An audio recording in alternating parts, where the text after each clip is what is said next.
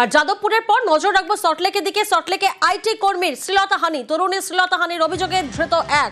করুণাময়ী থেকে এফডি ব্লকে বাড়ি যাওয়ার পথে শ্লীলতাহানির অভিযোগ সামনে আসে। প্রতিনিধি অনুপ এই মুহূর্তে আমাদের সঙ্গে রয়েছেন। অনুপ, বিস্তারিত জানবো। সল্টলেকে আইটি কর্মীকে মূলত শ্লীলতাহানির অভিযোগ। গতকাল যখন ভোর রাতে তিনি একেবারে সেক্টর 5 থেকে বাসে করে যখন করুণাময়ী নামেন, তারপরে সল্টলেকের এফডি ব্লকের তার বাড়ি, সেই বাড়ির দিকে যখন যাচ্ছিলেন সেই সময় পিছন থেকে এক যুবক তাকে কিন্তু একেবারে শ্লীলতাহানি করে বলে এমনটা অভিযোগ। সেই সময় যখন আইটি কর্মী এই তরুণী যখন চিৎকার করে, তারপরে কিন্তু অভিযুক্ত শ্লীলতাহানি করে সে পালিয়ে যায়। এরপরেই বিধাননগর দক্ষিণ থানায় লিখিত অভিযোগ দায়ের করে তরুণী। সেই অভিযোগের পরবর্তীতে কিন্তু পুলিশের পক্ষ থেকে সেই ফুটেজ খতিয়ে দেখা হয় এবং সেখানে দেখা যায় যে আদতে শ্লীলতাহানি ঘটনা একেবারে ঘটিয়েছেন এই যুবক। তারপরে তাকে ইতিমধ্যেই লেকটাউন এলাকা থেকে গ্রেপ্তার করে গতকাল ভোর রাতে। এবং এই যে ঘটনা, সেই ঘটনার পরে কিন্তু রীতিমতো আতঙ্কিত এই আইটি কর্মী। তার কারণ যখন একেবারে অফিস শেষ করে বাড়ি ফিরছিলেন ভোর রাতে, করুণাময়ীর মতো জায়গা, সেখান থেকে যখন এফডি ব্লকের দিকে যাচ্ছিলেন সেই সময় কিন্তু সেই শ্লীলতাহানির ঘটনা। এরপরে অভিযোগ দেয়, তারপরে অভিযুক্ত হয়ে গ্রেপ্তার করলো বিধাননগর দক্ষিণ থানা পুলিশ। বেশ, সকালবেলা আমি বাস থেকে নেমে করুণাময়ী থেকে হেঁটে বাড়িতে আসছিলাম, তখন হঠাৎ পিছন থেকে একজন আমাকে ধরে অস্ত্রোপচারী করে ছুটে পালানোর চেষ্টা করছিল।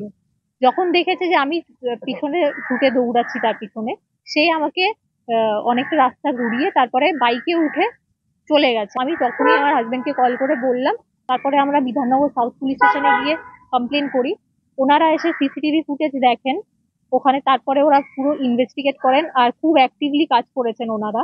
আর একদিনের মধ্যে আজকে অ্যারেস্ট করেছে যিনি ওটা করেছেন। আরজিকর তদন্তে কলকাতা পুলিশের তৎকালীন সিপিকে ক্লিন চিট। সঞ্জয় ছাড়া অন্য কারোর ধর্ষণ যোগ মেলেনি। ফের শিয়ালদা আদালতে দাবি সিবিআই আইনজীবীর। আগেই একই কথা জানাতে নির্যাতিতার বাড়ি গিয়ে বাবা মার ক্ষোভের মুখে পড়েন তদন্তকারীরা।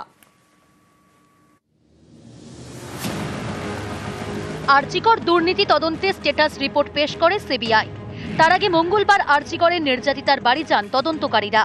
প্রায় 2 ঘন্টা নিহত তরুণী চিকিৎসকের বাবা মার সঙ্গে কথা বলেন। সঞ্জয় যে এই ঘটনায় একমাত্র জড়িত তা বোঝানোর চেষ্টা করেন কেন্দ্রীয় গোয়েন্দারা। তাতেই ক্ষোভের মুখে পড়ে সিবিআই। 2 বছর পড়ছে, সেও এই ডিএনএ মানে অ্যানালিসিস করে কজনের মধ্যে আছে বলে দিতে পারবে, শুধু সিবিআই বলতে পারবে না। তার মানে কি সিবিআই ওই সমস্ত রিপোর্ট দেখেইনি। এই জায়গায় আটকে আছে। সঞ্জয় রায় একমাত্র অপরাধী বোঝানোর চেষ্টা করছিল, কিন্তু আমরা সেটা বুঝবো না, যেটা ঠিক করে রেখেছি। আমাদের কাছে যা প্রুফ ছিল, তথ্য প্রমাণ ছিল, সেটা দেখিয়েছি। কি জিনিস বুঝিয়ে যাচ্ছে যে সঞ্জয় রায় একমাত্র অপরাধী, সমস্ত তথ্য প্রমাণ ওর সঙ্গে মিলে গেছে, আর কারোর সঙ্গে আমরা মেলাতে পারছি না। অবশ্যই অসন্তুষ্ট। সিবিআই কাছে আমরা আদালত তো আছে। আর আজ শিয়ালদা আদালতেও সেই একই দাবি করল সিবিআই। জানিয়ে দিল সঞ্জয় ছাড়া অন্য কারোর ধর্ষণ যোগ মেলেনি। এমনকি তৎকালীন কলকাতা পুলিশের সিপি বিনীত গোয়েলকেও ক্লিন চিট দিল কেন্দ্রীয় তদন্তকারী সংস্থা। এই বিনীত গোয়েলের বিরুদ্ধেই বৃহত্তর ষড়যন্ত্রে যুক্ত থাকার অভিযোগ তুলে এসেছে। এদিন আদালতে নির্যাতিতার পরিবারের বক্তব্য নস্যাৎ হয়ে গেল। সিবিআই তদন্তকারী অফিসারের দক্ষতা নিয়ে প্রশ্ন। তৎকালীন পুলিশ কমিশনার বিনীত গোয়েল ও সিবিআইয়ের senior officer Sampat Meena batchmate. তাহলে কিভাবে ব্যাচমেটের বিরুদ্ধে সম্পত মিনা তদন্ত করবেন? দুজন সিনিয়র অফিসার ব্যাচমেট হওয়া অপরাধ নয়। অভিযুক্ত সঞ্জয় রায়ের ডিএনএ পাওয়া গেল, তাহলে কি তদন্ত অন্যদিকে করব? সিসি ক্যামেরা ফুটেজ পরীক্ষা করা হয়েছে, একাধিক ব্যক্তির বয়ান রেকর্ড হয়েছে। বিনীত গোয়েলের বিরুদ্ধে অপরাধে যুক্ত থাকার কোনো প্রমাণ নেই। সিসি ক্যামেরা ফুটেজে কি দেখা গিয়েছে? 32টি সিসি ক্যামেরার ফুটেজ দেখা হয়েছে। কে কখন এসেছে বেরিয়েছে দেখা হয়েছে।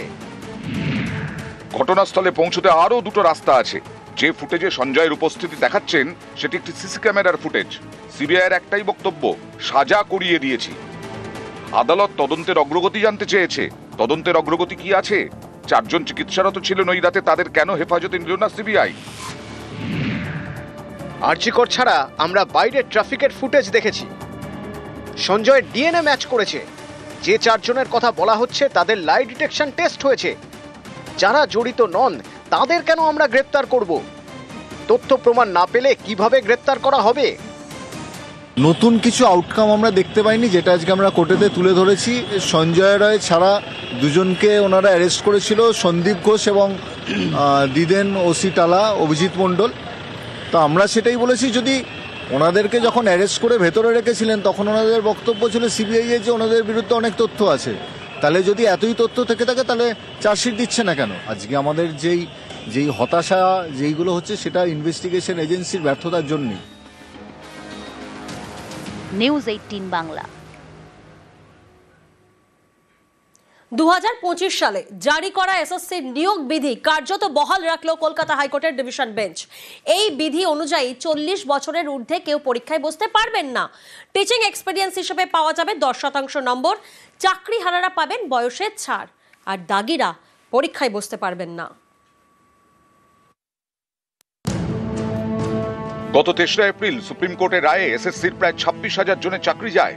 শীর্ষ আদালতের নির্দেশে গত 30শে মে নিয়োগ বিজ্ঞপ্তি জারি করে স্কুল সার্ভিস কমিশন। এই নিয়োগ বিধি নিয়েও জল গড়ায় কলকাতা হাইকোর্টে। শুনানি হয় বিচারপতি সৌমেন সেন এবং বিচারপতি স্মিতা দাসদের বেঞ্চে।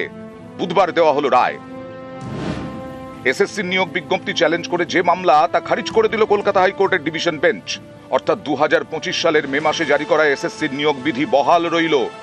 এই বিজ্ঞপ্তি অনুযায়ী পড়ানোর অভিজ্ঞতার ভিত্তিতে 10% নাম্বার মিলবে। বয়স 40 বছরের বেশি হলে পরীক্ষায় বসতে পারবেন না।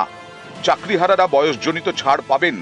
এসএসসি পরীক্ষায় বসতে স্নাতকে 50% নাম্বার থাকতেই হবে। যাদের স্পেশাল বিএড ডিগ্রি তারা পরীক্ষায় বসতে পারবেন না। প্রথমত আমরা যারা যোগ্য চাকরিহারা তারা পরীক্ষাটাই মানি না, কারণ আমরা চাই যে একমাত্র আমাদের যারা যোগ্য তাদের চাকরিটা পুনর্বহাল হোক। সে সুপ্রিম কোর্ট যে জাজমেন্ট বা ভার্ডিক্ট দিয়েছিল সেখানে দেখা যাচ্ছে যে যারা যোগ্য আনটেন্টেড তারা সমস্ত পরীক্ষার্থী নতুন সিলেকশন প্রসেসে অংশগ্রহণ করতে পারবে। দুটো কন্ট্রাডিক্টরি জাজমেন্ট কি করে হতে পারে? সম্প্রতি কলকাতা হাইকোর্টের সিঙ্গল বেঞ্চ নির্দেশ দেয় দাগিরা এসএসসির চাকরি পরীক্ষায় বসতে পারবেন না। সিঙ্গল বেঞ্চের এই নির্দেশ বহাল রাখে বিচারপতি সৌমেন সেন এবং বিচারপতি স্মিতা দাসদের ডিভিশন বেঞ্চ। স্কুল সার্ভিস কমিশনের নিয়োগ বিধিতে শুধু এটাই বদল, বাকিটা একই রইল। নিয়োগ বিজ্ঞপ্তি চ্যালেঞ্জ করে মামলা খারিজ করে দিল division bench. Arnab Hazra, news 18 Bangla.